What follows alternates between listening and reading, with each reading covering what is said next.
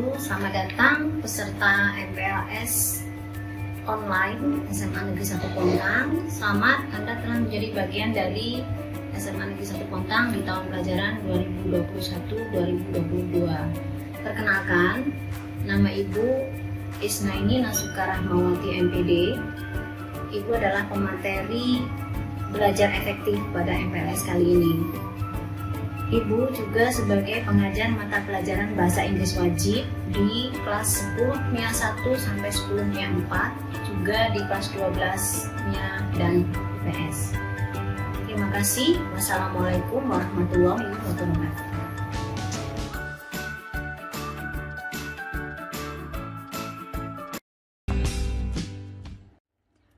Assalamualaikum teman-teman. Di video kali ini aku mau bahas tentang gimana sih cara belajar online yang efektif walaupun di rumah aja. Materi di video kali ini aku dapetin dari online course-nya EDX yang judulnya How to Learn Online, dan juga dari pengalamanku sendiri. Karena aku juga ngerasain tuh teman-teman gimana adaptasi dari belajar yang biasanya di kampus gitu ya, terus habis itu tiba-tiba jadi serba online. Itu juga awalnya aku tuh sempet kesulitan, bahkan aku sampai pernah remet ujian juga waktu di awal adaptasi itu. Nah, tapi kemudian dari kesalahan itu akhirnya aku belajar gimana sih cara yang lebih efektif untuk bisa diterapkan selama belajar di rumah aja. Sebelum kita masuk ke tips mengenai cara belajar efektif selama di rumah aja, aku pengen ngajak teman-teman buat diskusi dulu nih tentang penyebab tersering yang membuat kita jadi kesulitan untuk belajar di rumah. Kalau dari pengalamanku sendiri dan juga dari cerita teman-teman yang ngalamin hal yang sama, biasanya tuh ada 3 penyebab utama yang bikin kita jadi lebih susah buat belajar di rumah. Yang pertama itu dari segi setting tempat ya. Biasanya itu kan rumah itu buat tempat kita istirahat, bukan buat belajar. Jadi waktu awal-awal harus belajar di rumah tuh rasanya beda gitu, nggak semangat kalau misalnya kita waktu di kampus. Yang kedua itu adalah sekarang tuh semuanya serba virtual. Dulu kalau misalnya belajar sama gadget itu 2 hal yang bisa dipisahkan gitu. Jadi kalau misalnya fokus belajar, gadgetnya disingkirkan. Sekarang nggak bisa kayak gitu lagi, karena kita harus adaptasi, dan antara belajar sama gadget tuh sekarang udah jadi sesuatu yang jadi satu paket gitu. Dan yang ketiga adalah yang aku juga sering dengar dari teman-teman adalah konflik peran nih, karena di rumah sekarang kita dituntut untuk menunaikan kewajiban sebagai pelajar, sebagai mahasiswa. Tapi di satu sisi kita juga tetap harus melaksanakan kewajiban sebagai anak, sebagai kakak atau adik dari saudara-saudara kita, atau sebagai pasangan gitu. 3 hal yang tadi aku sebutin itu semuanya bagi aku pribadi itu adalah hal-hal yang baru. Jadi aku memang perlu struggle buat adaptasi di awal. Tapi seiring berjalannya waktu, akhirnya aku belajar dari kesalahan. Dan ini ada beberapa tips yang udah aku coba dan alhamdulillah berhasil di aku. Harapannya juga bisa dipraktikin sama teman-teman supaya belajarnya bisa lebih efektif. Tips yang pertama adalah bikin tempat kerja sendiri. Kan kita tahu ya, tadi di rumah itu biasanya identik dengan istirahat, leha-leha, ngobrol sama orang rumah gitu kan. Nah, jadi penting untuk kita tuh bikin tempat kerja sendiri. Dan pastikan tempat kerjanya ini bukan tempat tidur ya. Karena kalau misalnya di tempat tidur tuh badan kita tuh udah terlalu rileks, jadinya nggak dikondisikan buat belajar juga. Nah, untuk tempat kerja ini teman-teman bisa pilih tempat di rumah yang ergonomis, jadi nyaman buat postur tubuh, kemudian cukup cahaya dan cukup oksigen supaya nggak gampang ngantuk. Terus tips yang kedua adalah bikin rutinitas. Kapan waktu yang mau dipakai buat belajar, kapan waktu yang mau dipakai buat istirahat, ngobrol sama orang rumah, dan lain-lain. Rutinitas ini penting banget buat membuat tubuh dan pikiran kita itu jadi terlatih untuk melakukan berbagai macam kegiatan tanpa ngerasain yang namanya stres. Dan penting juga untuk rutinitas ini kita komunikasiin dengan orang di rumah, supaya orang rumah itu juga bisa ngerti jadwal kita sehari-hari kayak gimana. Dengan dijadiin rutinitas dan dikomunikasiin baik-baik ke keluarga, harapannya kita bisa meminimalisir konflik peran yang terjadi tuh.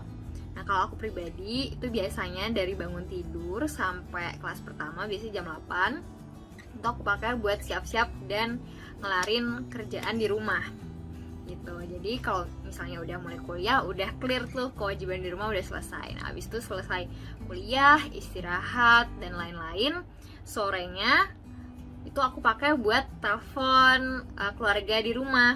Jadinya bisa tetap seimbang antara peran sebagai pelajar dan juga sebagai anggota keluarga. Kemudian yang ketiga adalah pasang target belajar yang spesifik dan terukur. Kalau misalnya teman-teman tahu metode SMART, itu teman-teman bisa Google. Nah, coba deh bikin target belajar pakai itu. Nah, aku tuh dulu waktu awal-awal adaptasi nggak pakai target-targetan gitu, jadi mengalir aja belajarnya. Pada akhirnya tiba-tiba udah masuk minggu ujian, aku belum siap, dan akhirnya ya itu tadi kejadian, aku harus ngulang ujiannya. Jadi penting banget buat teman-teman itu tahu nih target belajarnya apa. Kemudian dari target belajar itu dipecah jadi target-target harian. Jadi setiap hari itu juga kita bangun tuh tahu hari ini tuh harus selesai belajar apa, harus udah paham apa. Kemudian tips yang keempat adalah maksimalkan waktu kelas online untuk bertanya sama ahlinya. Jadi tadi kan kita udah bikin nih target harian, misalnya hari ini mau baca dan bikin ringkasan tentang materi A. Terus habis itu kita udah bikin, tapi kok dari hasil belajar sendiri itu masih ada yang kita nggak paham gitu. Nah itu bikin penanda untuk nanti ditanyain waktu kelas online. Jadi pas ada guru atau dosennya, tanyain di situ, benar-benar manfaatin karena itu adalah satu-satunya waktu teman-teman bisa interaksi dan minta penjelasan dari ahlinya. Kemudian tips yang kelima adalah active listening waktu kuliah. Selama pandemi ini kan kita terbiasa belajarnya tuh cuma lihat layar aja ya. Cara yang bisa teman-teman lakuin adalah jangan cuma nonton dan dengerin doang, tapi teman-teman juga harus sambil aktif mencatat poin-poin dari materi yang dijelaskan sama guru atau dosen teman-teman. Kalau aku teknisnya biasanya misalnya di Zoom gitu ya. Jadi satu layar laptop itu sebelah kiri aku pakai buat memperhatikan dosennya via Zoom, kemudian di sebelah kanan itu buat tempat aku ngetik. Ngetiknya itu aku biasanya di OneNote, atau kalau misalnya kita udah punya presentasinya ya, udah punya materinya, nah langsung tuh ditulis di PowerPoint-nya itu supaya catatan kita tuh jadi satu dan gak tercecer-cecer. Jadi ketika kita mau recall, mau memahami ulang materinya tuh bisa langsung baca dari situ dan itu udah lengkap. Kemudian tips yang keenam adalah tuntasin tugas di awal waktu.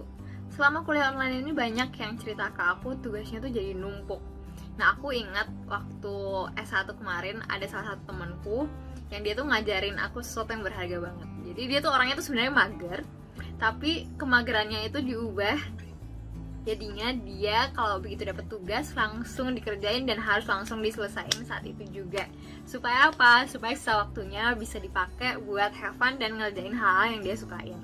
Dan akhirnya aku niru tipsnya dia itu dan beneran ngaruh loh. Dan yang terpenting adalah kasih waktunya tuh mau diselesain seberapa lama. Jadi kalau misalnya teman-teman mau target, oh ya tugas ini harus selesai dalam 1 jam, beneran dalam 1 jam itu fokus ngerjain itu aja. Kemudian tips terakhir yang menurutku juga sangat membantu ketika kuliah online ini adalah jadwalkan waktu diskusi untuk bahas soal bareng teman-teman. Karena kelemahannya belajar sendiri itu kita jadi nggak tahu nih pemahaman kita tuh udah benar atau belum, dan juga kita tuh masih kurangnya di mana. Jadi penting untuk kita diskusi. Nah, dengan bahas soal atau kasus bareng sama teman-teman, kita jadi terlatih buat mengaplikasikan hasil dari pembelajaran kita selama ini. Dan juga kita jadi bisa dapat banyak insight dari teman-teman kita yang lain. Nah itu dia tadi beberapa tips untuk belajar online secara efektif di rumah aja.